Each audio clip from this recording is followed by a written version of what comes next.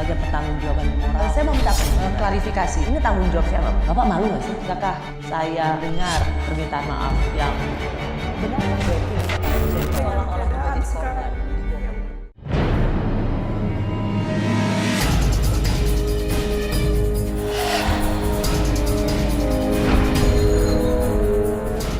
Saya hanya berharap setelah tidak dibela, dijerumuskan, kini masih ada keadilan untuk saya di persidangan ini. Saya sangat kecewa karena ternyata loyalitas saya dimanfaatkan demi kepentingan pribadi yang berdampak sangat besar terhadap anak, istri, keluarga, dan karir saya. Niat saya untuk membantu malah membuat saya menjadi tersangka dan menjadi terdakwa pada persidangan hari ini.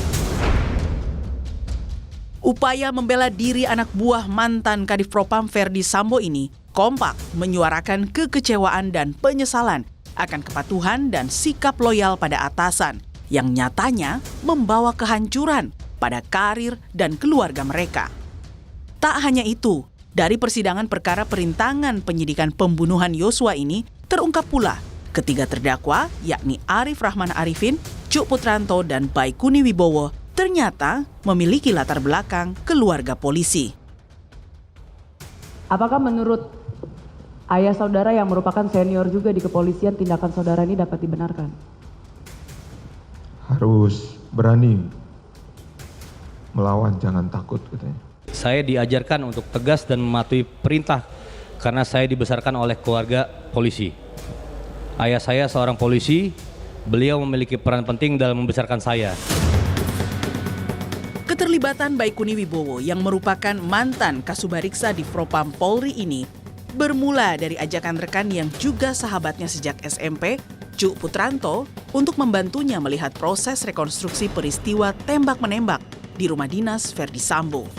Setibanya di rumah Duren 3, Cuk lalu meminta Baikuni untuk membantunya menyalin DVR rekaman CCTV ke laptop milik Baikuni. Berkat bantuan Baikuni inilah cerita bahwa Ferdi Sambo tiba usai Yosua tewas dalam aksi tembak-menembak dengan Eliezer ternyata bohong. Kondisinya itu setelah menonton benar yang dibilang kemarin, Cuk. Saya itu sebenarnya nggak bisa ngomong, ya.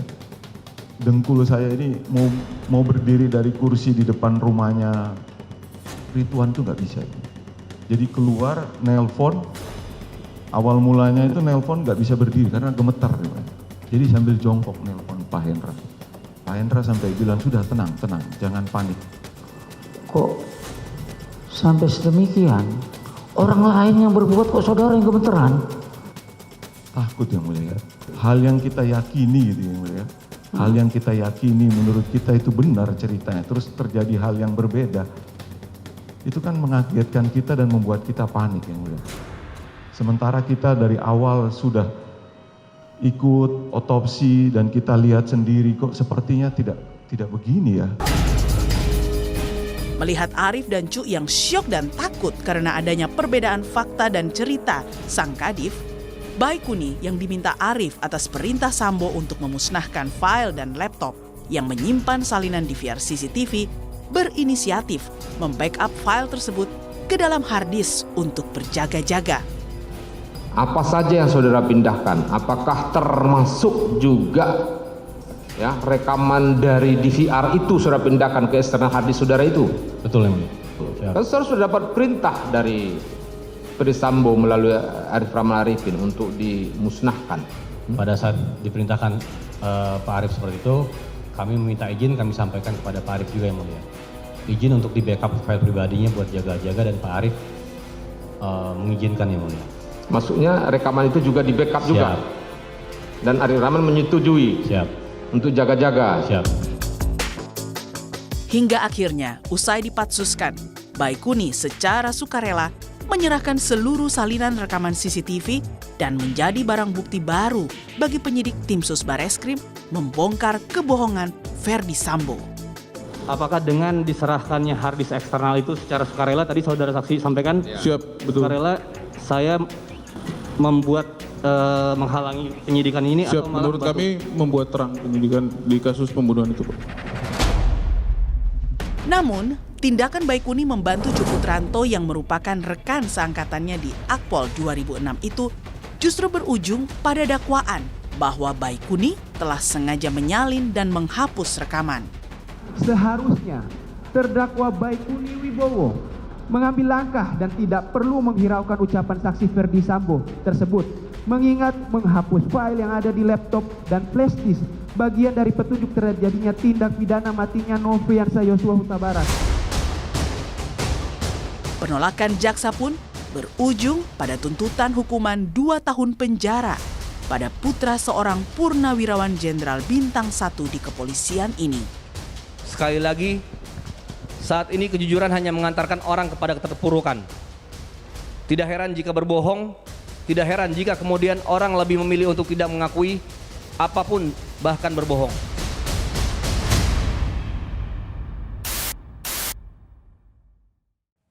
Sudah bersama saya, ayah dari Baikuni Wibowo. Ia adalah Brigjen Polisi Purnawirawan Sunaryono. Terima kasih, Pak. Saya panggil Pak Naryo boleh? Ya, mangga. Pak Naryo, terima kasih sudah di Rosi. Bapak adalah ayah dari Kompol Baikuni Wibowo yang sekarang menjadi terdakwa kasus perintangan penyidikan pembunuhan Yosua atau obstruction of justice. Jadi ini putra Bapak nih ya? Iya. Baikuni Wibowo adalah anaknya Bapak. Ya, anak keberapa? Nomor 3. Nomor 3. Bapak polisi, anak nomor 3 polisi juga. Dulu gimana ceritanya? Bapak yang paksa dia jadi polisi atau dia mau sendiri? Memang dia mau sendiri, Mbak Rosi. Mau sendiri. Saya tahunya itu dia udah lulus. Saya dipanggil Kapolda oleh Pak Dadang Garnida, Kapolda Jawa Barat. Saya pun nggak tahu juga apa anak saya lulus nggak tahu juga. Tadi dipanggil, rupanya dikasih tahu udah jaga kesehatan karena anak kamu udah lulus, persiapan untuk diberangkatkan ke Semarang, gitu aja Mbak. Udah. Dia minta bantuan Bapak nggak Baikuni untuk bisa masuk polisi? Akpol kan? Lewat Akpol ya? Enggak sama sekali. Ini saya ngubungi siapa, Kaditpes enggak. Kapolda enggak, saya enggak pernah. Enggak pernah sama sekali.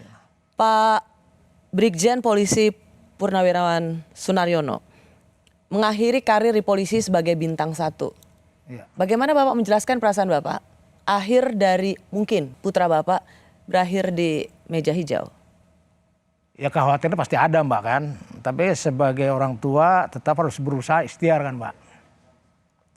Saya terus terang berterima kasih saya diundang ke sini. Apa yang menurut Bapak, putra Bapak perlu dibela padahal ia menjadi terdakwa kasus perintangan penyidikan? Iya. Begini Mbak. Ini pengalaman nih, bicara pengalaman. Setiap anggota itu ya Mbak, siap dipimpin oleh atasan siapapun. Tapi dia tidak tahu kan karakter pimpinannya kan. Itu kan resiko. Kan tidak mungkin juga mungkin nyari informasi perlulah. Tapi kan tidak boleh juga kita melanggar perintah dia selama itu berkaitan dengan perintah tugas dia kan itu. Oke. Bapak ingin katakan bahwa yang namanya loyalitas pada atasan itu adalah dasar. Ya, segala-galanya lah Mbak. Buat anggota Polri. Jadi kalau perintah atasan bilang AA, BB, terlepas itu melanggar hukum? Oh enggak, kita kalau melanggar hukum ya enggak juga lah. Kita udah tahu standarnya kan. Sebagai contoh gini Mbak ya. Saya aja lah kira-kira, saya kalau diperintah tempat tangani masalah ini, ya kan. Tapi dari perintah itu terselip lah kira-kira kan. Akan ada pemaksaan. Kan udah tahu. Beda dengan kasus anak saya ini kan. Dia kan hanya perintah aja. Tidak tahu niatnya apa kan. Yang memerintah itu kan. Tidak tahu. Apalagi dia mungkin berniat untuk ya membantu. Saya rasa jauh lah. Karena tadi setiap anggota itu akan mengabdi kepada pimpinannya. Walaupun berganti tetap akan mengabdi. Tidak mungkin. Begini Pak. Kasus ini kan luar biasa menyita perhatian publik. Presiden saja sampai 3 kali untuk mengusut kasus ini. Dan putra Bapak ada dalam pusara kasus ini. Tidak dalam kasus pembunuhan Yosuanya, tapi menyembunyikan, merusak CCTV. Itu yang didakwakan pada putra Bapak. Yang kemudian mengkopi dalam fakta persidangan ada soal mengkopi. Saya ingin tanya dulu awal, apakah ketika kasus ini muncul dan ada nama putra Bapak di situ, Bapak cari tahu nggak apa yang dilakukan oleh Baikuni? Ya pastilah Mbak. Supaya orang tua kan kita ngedidik anak kita harus bekerja yang benar kan. Tadi saya bilang harus loyal lah sama ya mungkin salah juga saya mungkin bilang loyalitas, hierarki, disiplin. Ya kan itu. Nah apa, waktu Bapak cari tahu soal Baikuni sebelum dipatsuskan, kan masih bertugas seperti biasa tuh. Bapak cari tahu nggak, dipanggilnya apa Baikuni? Bebe. Bebe. Apa yang terjadi? Enggak, waktu gini kan dia hari kejadiannya itu kan hari Sabtu, Sabtu Mbak ya? Jumat. Jumat. Dia baru Sabtu pulang dari Bali kan, nyampe jam 12. Itu masih di rumah, masih ketemu saya tanggal 10 masih ketemu lah. Memang dia kelihatan udah ada kegiatan kan gitu kan. Mau kemana, Bey? Ada ketemu abang gitu. Ya udahlah nggak apa-apa juga saya bilang. Abang ini siapa? Ya saya nggak tahu juga abang itu kan, belum tahu saya abang. Ya pasti seniornya lah kalau di kita di Akabri itu, alumni Akpol lah. Kalau abang itu pasti senior Mbak. Setelah itu saya tidak tahu menahu kan. Hanya saya dengar-dengar Bebe diperiksa di pansus kan, di Irsus kan gitu. Masih ketemu sama saya kan waktu sebelum itu, Dek, kamu ngapain kira-kira? Saya diperiksa Pak. Gimana periksanya? Saya bilang, ya diperiksa biasa lah Pak. Selanjutnya kan pulang dia, masih pulang. Diperiksa beberapa kali masih pulang kan. Terus cerita, kira-kira kamu apa yang kamu lakukan? Kan gitu. Kalau kamu menghalangi, saya nggak komentar kan, ada aturan lah. Saya tidak akan masuk ke institusi kan, saya udah pensiun lah. Ya biarlah itu berjalan kayak apa air mengalir aja lah Mbak. Hanya sebagai orang tua. Tapi Bapak tanya nggak, apa yang kamu copy? Wah itu saya enggak, saya mengcopy aja, saya nggak nanya lagi. Oh Bapak cuma apa sih yang kamu lakukan Bebe? Oh saya mengcopy. Iya mengcopy aja. Nggak Bapak tanya copy apa gitu. Jadi nggak tahu yang di copy itu di VR-nya yang merekam CCTV di luar rumah dinasnya Kadif Propam. Nggak tahu itu. Enggak. Jadi Bapak juga tidak tahu yang di copy itu sesuatu yang memperlihatkan 180 derajat berbeda, bahwa yang tadinya dibilang oleh Sambo Joshua tembak menembak, ternyata Joshua masih hidup pada saat Kadif Propam datang. Itu Bapak belum tahu? Oh nggak tahu sama. Oke. Nggak tahu 100% nggak tahu lah. Hanya sampaikan, Dek, kalau kamu ini kan tergantung penyidik. Saya bilang, saya sampaikan sama dia. Mudah-mudahan kamu kan penyidik terus terang mohon maaf. Kan masih banyak bekas anggota saya Mbak di situ. Mudah-mudahan kamu paham lah pasal 51 KUHP itu aja udah. Tapi saya tidak menjabarkan udah gitu aja. Ke siapa Bapak bilangnya? Ke si Baikuni. Oke. Tenang aja kamu, tapi kamu harus terus terang gitu aja. Kalau kemudian disebut sebagai banyak anggota yang terlibat dalam obstruction of justice, dan Bapak pernah nggak Bapak merasa bahwa ada kemungkinan Baikuni putra Bapak itu juga ikut serta merintangi penyidikan? Aduh gimana ya, saya rasa saya berjamin tidak mungkin. Dia pernah bilang, Pak waktu diperiksa itu saya dituduh. Jadi begini, dia kan diperiksa di Irsus, kan dipaksa. Saya tahunya, oh ini saya kan ngikutin sidang. Di PR itu ada 3 kan Mbak. Yang 1 lengkap, ada harddisknya, yang 2 tidak. Yang 2 itu mungkin, ya anak saya dituduh merusak. Saksi ahli yang meriksa itu aja kan, gimana ya. Tidak bisa memberi penjelasan yang jelas kan gitu kan. Saya mau bilang apa lagi kan. Yang kami dapat pada tanggal 14 Juli tahun 2022, yaitu sebanyak 3 unit DVR yang mulia. 2 unit DVR tersebut itu dalam keadaan kosong, tidak ada media penyimpan atau harddisk. Yang ketiga adalah merek Jilen yang tadi saya sampaikan yang mulia, itu terdapat fisik media penyimpan atau berupa harddisk, namun tidak terdapat pesan, sistem tidak mengenali adanya harddisk tersebut yang mulia. Saudara tadi katakan dari tanggal 8 sampai dengan tanggal 13 ya. Betul ya mulia. Terjadi apa itu abnormal sedang ya. Betul. Bisa dideteksi nggak itu memang kejadiannya di tanggal itu atau ada tanggal-tanggal sebelumnya? Untuk yang kami dapatkan. Untuk yang abnormal sedang itu. Baik. Untuk yang kami dapatkan yang mulia itu tercover hanya tanggal 8 sampai dengan tanggal 13 yang mulia. Kalau tanggal sebelumnya? Tanggal sebelumnya kami tidak lakukan yang mulia karena memang kami dapatkan seluruh all, hanya tanggal dapat tanggal 8 sampai tanggal 13. Jadi sejak awal Bapak yakin bahwa apa yang dilakukan oleh Baikuni itu bukan dengan sengaja ikut serta merintangi penyidikan dengan merusak barang bukti. Saya yakin 100% lah. Saya sebagai dulu pimpinan, kalau terburu silahkan, nggak usah dihambat-hambat kan gitu. Kalau nggak terburu jangan ngada-ngada kan gitu.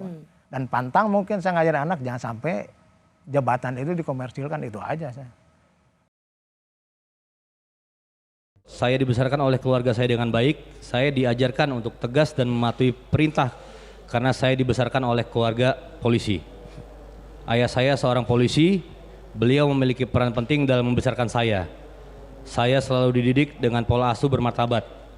Nilai dalam keluarga dalam tumbuh kembang yang menjadi fondasi kepribadian saya. Keluarga adalah hal yang penting bagi saya.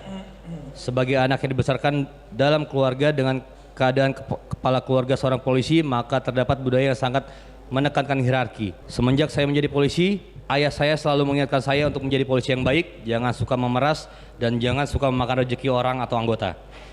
Saya selalu menerapkan hal tersebut dalam diri saya dan menjunjung tinggi nilai-nilai tersebut dalam berdinas.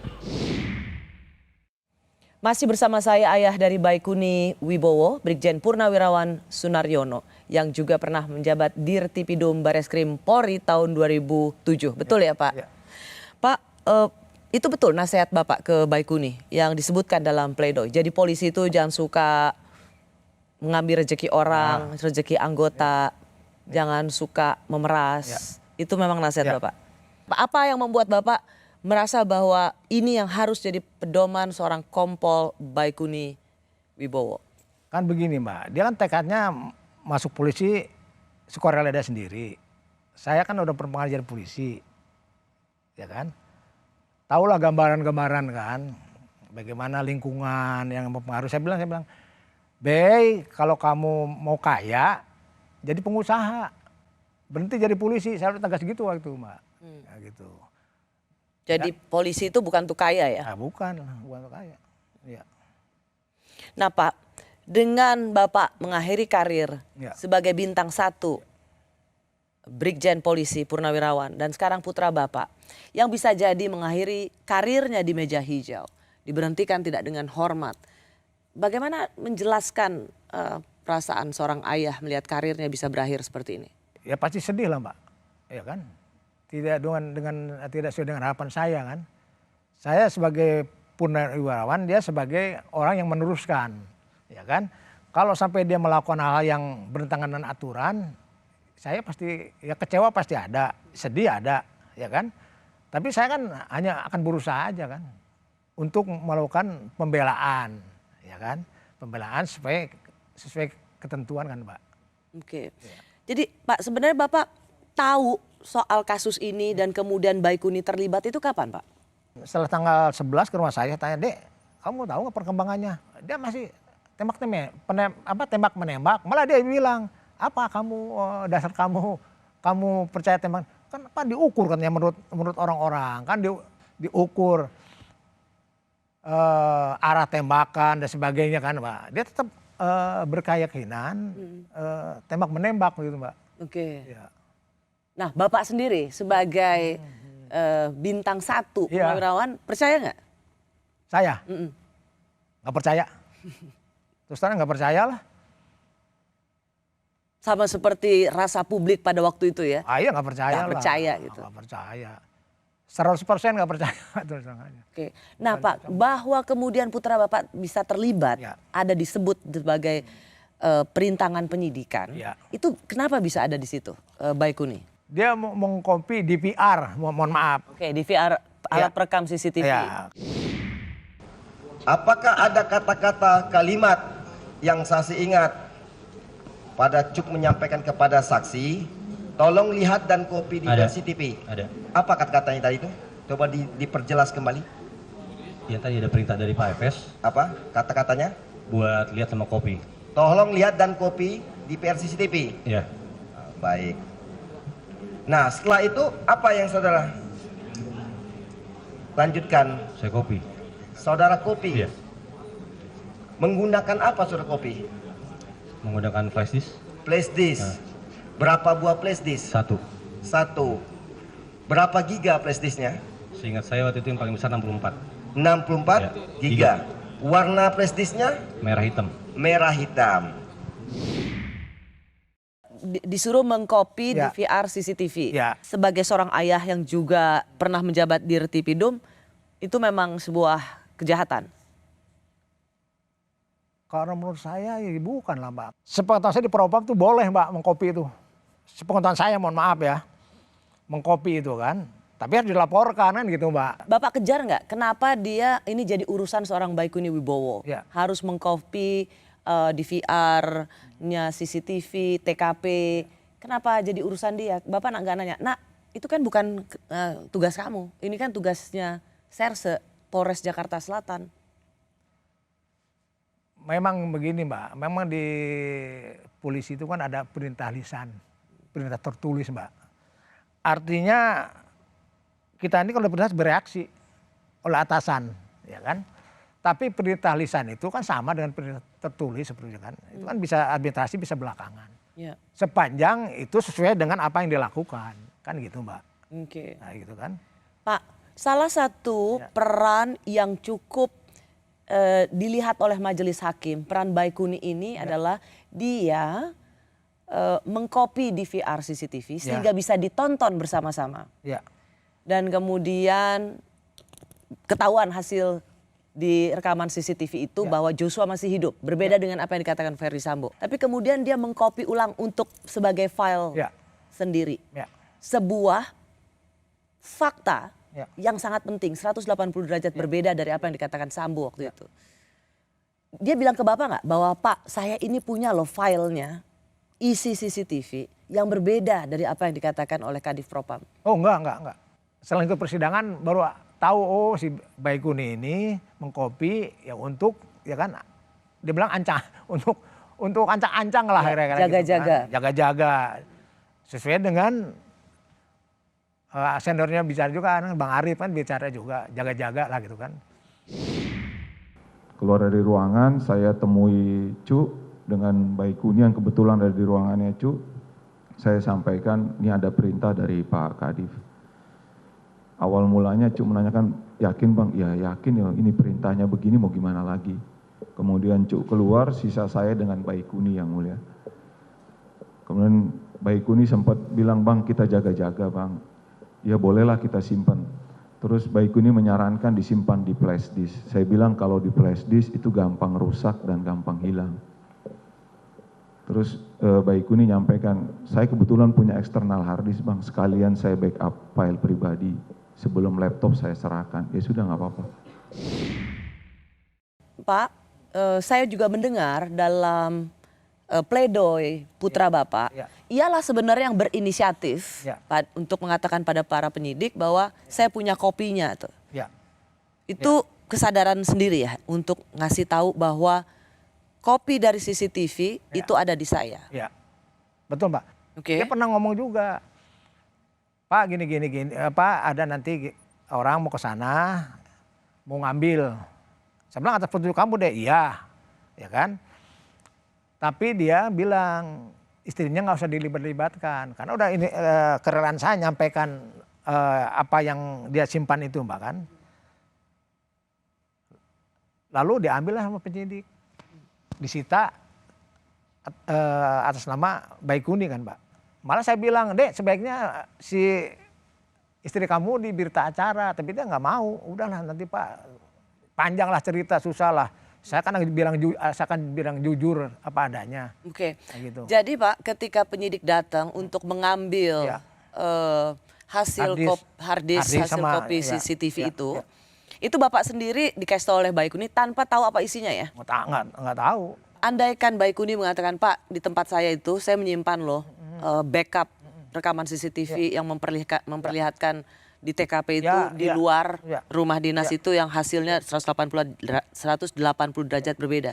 Kira-kira apa nasihat Bapak ke Baikuni? Ya serahkanlah. Secepat mungkin? Serahkan secepat mungkin kan begini Mbak. Sebelum itu kan ada petugas dari Propam ke rumah saya tanya, ada 2 orang atau 4 orang, lupa lah saya. Kamu ke rumah saya atas petunjuk siapa? Atas petunjuk istrinya Baikuni. Kan itu. Mau ngapa mau kesini? Mau ngambil laptop. Katanya ada di tas dia. Memang tas itu ada disimpan di rumah saya, Mbak. Ya kan, ini setelah ditahan nih kan. Saya bilang ini tasnya, silakan aja. Ya kamu buka aja lah. Tapi kalau kamu biar puas dari laptop itu dan ya, yang kamu bukti, saya bilang kamu mau selain laptop flash disk, internal, hard disk, harus jujur saya bilang sama saya kan bukan akan saya bantu, tidak akan saya tutupin, saya bilang saya gitu kan. Mungkin dia pun sama saya nggak percaya, aja Pak saya cukup laptop Baikuni aja. Laptop yang mana saya bilang gitu kan, yang suka dipakai kerja. Malah saya terbuka, silakan geledah rumah saya kalau memang dicurigai kan. Pak, pertanyaan saya begini, kenapa kalau mau jujur nggak dari awal? Katakan saja bahwa saya punya flash disknya yang berisi soal rekaman CCTV itu. Kenapa nggak dari awal? Kenapa harus nunggu sebulan lamanya setelah dipatsuskan? Ya itulah Mbak, saya kan nggak ngerti secara kejiwaan Baikuni waktu diperiksa di pansus kan Mbak. Apa dia merasa tertekan atau dipaksa, dituduh kan nggak tahu pertamanya kan. Hanya saya pernah tanya sama dia. Setelah itu apa dek? Diperiksa, oh Pak saya dipaksa. Saya dituduh ngerusak, padahal saya nggak ngerusak. Coba kalau bilang ngopi mungkin ya. Sama dia akan disampaikan. Memang kalau saya perhatikan dia susah mau kemana dia. Untuk minta perlindungan. Itu perlindungan, masalah perlindungan aja Mbak. Ya kan? Masa pelindungan ketika atasan memeriksa dia, menuduh ya kan tanpa bukti, ya pasti dia membentengin diri kan Pak. Kenapa saya tanyakan ini Pak? Karena dari mereka yang menjadi terdakwa ya Cuk Putranto, Baikuni, itu rata-rata anak polisi semua Pak. Dan banyak juga seruan dari para purnawirawan itu yang mengatakan kenapa nggak jujur sih dari awal gitu. Kan artinya kan sebenarnya bisa lebih awal mengatakan saya punya bukti yang bisa mengubah ini 180 derajat. Takut karena merasa bahwa tidak terlindungi, belum tentu bisa terlindungi, atau nggak tahu harus ngomong ke siapa? Ya pertama kalau saya tidak tahu harus ngomong kemana yang bisa memberi jaminan nih Mbak ya. Kan udah terungkap di sidang Mbak, ya kan? Ada beberapa yang bawahan yang kena obstruction of justice kan, ingkar janji akhirnya kan. Ya menurut saya dia kan udah punya naluri lah. Kalau nggak jelas kan gitu kan, kalau nggak jelas lebih baik dikip sendiri itu wajar-wajar aja menurut saya nih Mbak. Nih, ya kan? Dan saya kalau begitu mengapa akhirnya secara sadar dan sukarela bilang bahwa saya punya kopinya? Kalau saya udah yakin ya kan bahwa ya kan ada keterlibatan atasan kan gitu dikaitkan kasus tembak-menembak itu. Oke, ya kan? Karena ternyata Ferdy Sambo sudah jadi tersangka, sudah dibawa juga di Makobrimob, jadi lebih berani ngomong. Ya saya itu kan jaminan, sebenarnya jaminan kan. Jadi faktor Sambo jadi tersangka dan kemudian ditahan di Makobrimob itu cukup menjadi game changer ya, membuat yang lain jadi yang tadinya masih ketakutan kemudian jadi bisa berbalik arah untuk mau jujur ya. Kalau saya jadi dia, saya pun gitu juga Mbak. Sebagai seorang ayah yang juga berlatar belakang polisi bintang 1, ketika akhirnya putra Bapak dengan berinisiatif sendiri mengatakan saya punya kopinya. Bapak justru mengkhawatirkan resiko yang dihadapi atau justru bangga? Ya bangga lah Mbak, bangga lah. Ya mudah-mudahan kan dia ikut mengungkap kan sebetulnya kan, mengungkap. Walaupun akhirnya dia kan ambil ada risiko kan nyatanya sekarang, ya kan? Ikut di sidang etik, dipecat dengan tidak hormat dan jadi terdakwa, ada tuntutan hukuman 2 tahun kalau nggak salah ya. Kalau saya nih mohon maaf. Pasti saya menerapkan hukuman disiplin supaya dia ada kesempatan untuk membangun kepercayaan lah kepada rekannya atau atasannya. Yang memang menjadi isu adalah inisiatif Baikuni mengcopy dan membackup rekaman DVR CCTV Duren 3 ibarat buah simalakama. Saya hanya berniat membantu Cuk Putranto yang pada saat itu menjabat sebagai Sepri Kadif Propam. yang dianggap orang terdekat Pak Ferdi Sambo.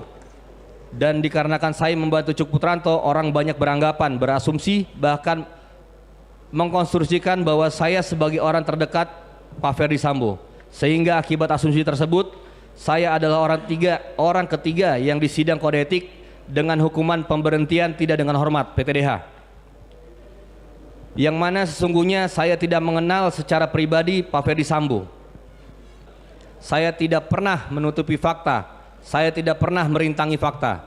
Saya memiliki niat yang tulus membantu para penyidik dengan memberikan salinan rekaman CCTV tersebut. Walaupun saya harus melawan rasa takut saya untuk melawan kuasa seorang Kadif Propam, tapi niat saya untuk membantu malah membuat saya sampai ke persidangan hari ini.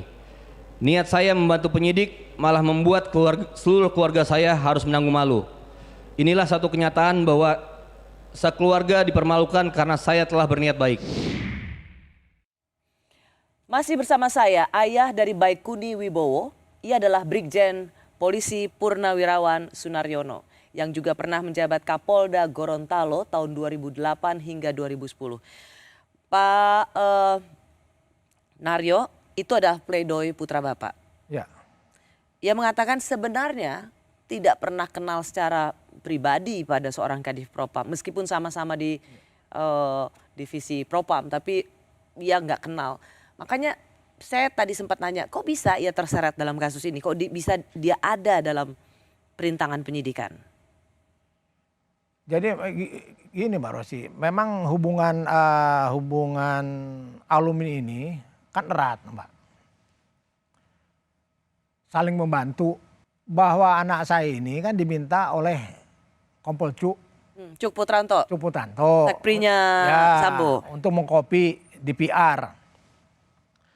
Karena kedekatan dia sejak di Medan, di SMP 1. Jadi karena sesama rekan ya, dia ikutin itu. Ya. Oke. Dia merekam DVR. Mengkopi Mbak. Ya, mengkopi DVR CCTV itu. Ya. Dan kemudian menonton bersama. Ya. Oke.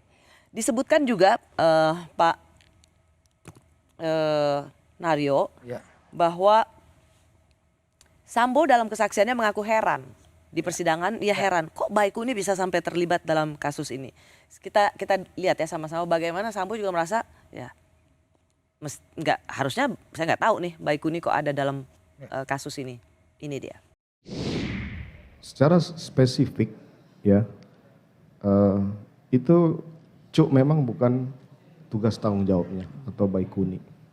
Tapi karena ini perintah saya yang kemudian ternyata berdampak buat mereka, saya akan bertanggung jawab terhadap perintah tersebut. Terkait dengan Baikuni kan saya sudah sampaikan tadi, saya tidak tahu kenapa kemudian dia terlibat dalam proses pengkopian itu. Tapi terhadap terdakwa Cuk, dia kan korspri saya dan ada surat perintah saya untuk membantu saya dalam pelaksanaan tugas-tugas dan tindakan lain yang terkait dengan pengamanan dari Kepala Divisi Propam. Sebagai seorang pimpinan yang pernah juga jadi pimpinan, bagaimana Anda menjelaskan atau apa reaksi Anda terhadap penjelasan Sambo tadi? Ia tidak merasa, ia nggak tahu kenapa dia terlibat. Apakah bagian dari yang juga ingin cuci tangan atau apa? Sebagai seorang yang pernah juga jadi pimpinan. Memang di persidangan kan diungkapkan Mbak, ya kan? Bahwa si Baikuni kan diminta tolong untuk mengkopi. Ya kan? Memang dia punya karakter Mbak, ya kan? Punya karakter sama atasan tidak dekat Mbak. Tapi dalam melakukan tugas dia tidak ada artinya setengah-setengah. Kebetulan dia kan ada temannya Cuk itu, sepertinya Sambo meminta untuk mengkopi. Jadi meskipun tidak pernah ada perintah langsung dari seorang Ferdi Sambo, tapi permintaan itu datang dari sprinya atau sekretaris pribadinya Kadif Propam dan itu adalah koleganya Baikuni, maka ia mengkopi DVR CCTV itu biar bisa dilihat atau bisa ditonton gitu kira-kira. Dan kemudian dia menyalinnya sebagai backup.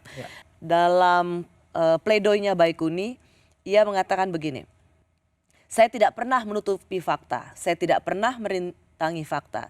Saya memiliki niat yang tulus membantu para penyidik dengan memberikan salinan rekaman CCTV itu. Ya. Saya harus melawan rasa takut untuk melawan kuasa seorang Kadif Propam. Tapi niat saya untuk membantu malah membuat saya sampai di persidangan ini dan membuat sekeluarga dipermalukan. Padahal saya telah berbuat baik. Ya. Keluarga memang dipermalukan. Kalau bicara dipermalukan, Mbak, itu kan saya kan tidak bisa menjudge siapa orangnya ya kan yang mempermalukan itu terhadap diri saya kan, Mbak. Memang itu satu risiko, pasti adalah gunjingan itu kan. Tapi kan tidak mungkin disampaikan ke saya kan, Mbak. Malah saya open aja, Mbak, anak saya terlibat ini, mohon ya kan mohon solusi. Memang kejujuran dan kepercayaan itu kan susah, Mbak, dan mahal kan. Pak, kalaupun Baikuni merasa dia sudah jujur, tapi kejujuran yang diganjar hukuman. Ya. Menurut Bapak bagaimana? Bagaimana menjelaskan bahwa apa yang dilakukan oleh anak Bapak itu adalah sesuatu yang harusnya bisa diapresiasi? Sehingga begitu, Mbak. Harapan saya kan begitu, Mbak. Ya karena dia, ya soal jasa kan susah ukurannya kan. Itu kan dalam proses penyidikan. Tinggal bagaimana penyidik memahami itu kan. Ketika penyidik tidak bisa memahami itu kan jadi masalah juga. Bagai yang jujur tadi kan, mengkopi kan nggak melanggar hukum. Di undang-undang IT kan tidak ada tuh kata mengkopi. Orang boleh menafsirkan kan, jadi nanti bisa jadi perdebatan kan. Kalau saya nih penyidik dulu, saya paling gampang, Mbak, mencari unsur ya kan. Saya tidak akan mereka-reka, lihat aja di unsur undang-undang yang lain. Saya tidak bisa mereka-rekayasa bahasa, kan itu undang-undang udah berdasarkan penelitian, Mbak. Tadi saya tanya, ketika dia justru mengatakan yang dengan jujur bahwa inisiatif ada rekaman yang di rumah saya, Bapak nggak merasa bahwa waduh ini makin berat, tapi malah bangga? Iya kan begini, di undang-undang kan tidak ada mengkopi itu, Mbak. Bukan bangga karena dia sudah jujur. Oh iya jelas, Mbak. Saya bangga dengan jujur kan, walaupun kenyataannya kan gitu. Kenyataannya bahwa ia diganjar lebih berat iya. Dan sampai saat ini tetap dipecat dengan tidak hormat. Ya. Kepatuhan anggota Polri pada atasan meski jelas-jelas melanggar hukum justru menghancurkan karir dan kehidupan keluarga. Sebuah pelajaran yang teramat mahal. Selama 1 bulan di Patsus, istri saya harus berbohong kepada anak-anak saya yang baru berusia 7 tahun dan 3 tahun. Bahwa saya tidak pulang ke rumah dan tidak bisa dihubungi karena sedang bertugas di luar negeri. Tidak dapat saya bayangkan bagaimana perasaan istri saya pada saat itu. Bingung, takut untuk menghadapi ini semua sendiri. Sampai saat ini saya sangat bersyukur istri dan anak-anak saya masih kuat dan ikhlas menghadapi ini. Bersama saya ayah dari Baikuni Wibowo, Brigjen Polisi Purnawirawan Sunaryono. Pak Naryo, jadi bagaimana kondisi keluarga dengan semua proses yang harus dilalui ini? Kalau lihat istrinya ya shock lah, Mbak. Apapun alasannya kan kelihatan lah ya kan. Dari cara bicara, raut muka dan sebagainya kan. Mungkin kalau dibilang stres ya enggak, terganggu lah, Mbak. Pak Naryo, ya. Kan akan banding ya. Kan Baikuni ini sudah PTDH. Ya. Pemecatan dengan tidak hormat ya. Akan banding. Ya.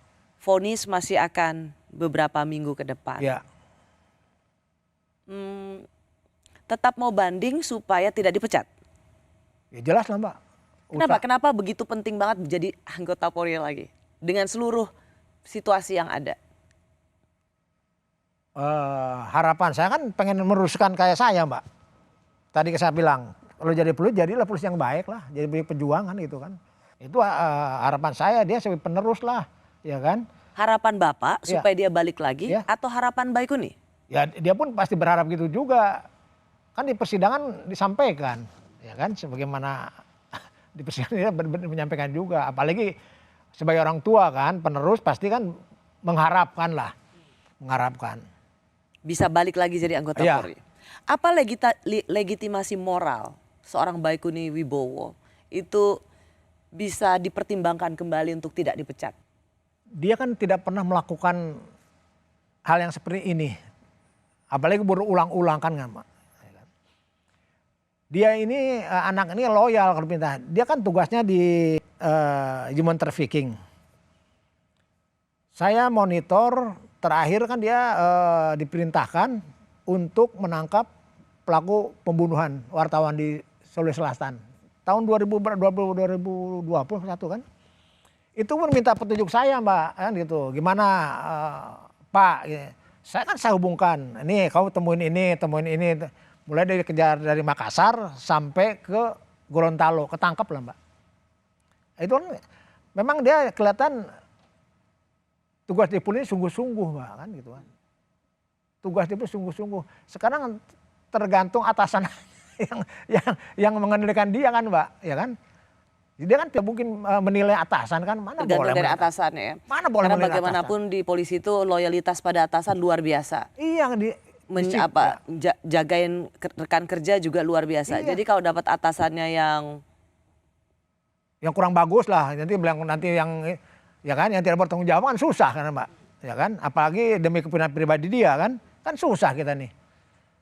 Soalnya gini Mbak, masalah kepentingan pribadi sama dinas ini kan bedanya tipis-tipis lah kan gitu. Ini bukan rahasia umum. Ya, kan gitu, Mbak. Pak, ya. gak banyak keluarga yang berani bicara karena merasa selalu takut masih ada pengaruh Ferdy Sambo. Ya. Bapak kayaknya nggak ada takutnya.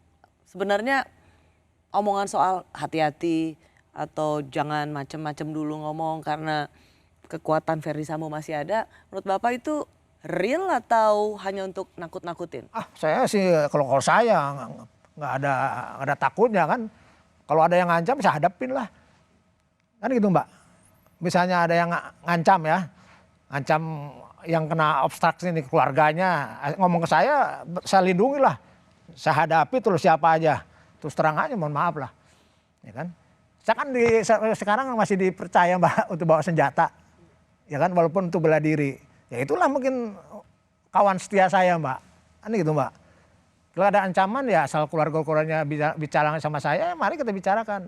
Dan saya waktu kejadian itu saya mencoba, Mbak, pada keluarga, marilah kita undur rembuk bagaimana solusi untuk cepatlah untuk menyelesaikan.